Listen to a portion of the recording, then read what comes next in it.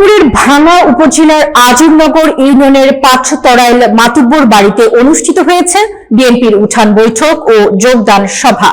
উক্ত অনুষ্ঠানে প্রধান অতিথি হিসেবে উপস্থিত ছিলেন ফরিদপুর ৪ আসনের সংসদ সদস্য পদপ্রার্থী শহীদুল ইসলাম বাবুল, সাধারণ সম্পাদক বাংলাদেশের কৃষক দল কেন্দ্রীয় কমিটি বিএনপি।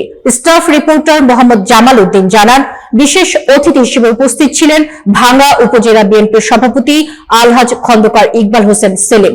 অনুষ্ঠানে আজিমনগর ইউনিয়ন পরিষদের চেয়ারম্যান সহ 12 জন মেম্বার সদস্য আনুষ্ঠানিকভাবে যোগদান করেন।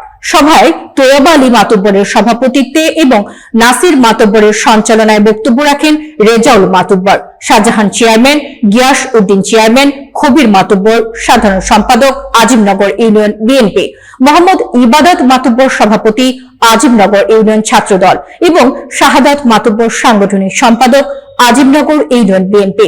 প্রধান অতিথি শহীদুল ইসলাম বাবুল তার বক্তব্যে বলেন, আপনারা আমাকে একবার ভোট দিয়ে দেখেন, আমি আপনার ভোটকে আমানত হিসেবে গ্রহণ করব এবং এলাকার সার্বিক উন্নয়নের সর্বোচ্চ চেষ্টা করব ইনশাআল্লাহ।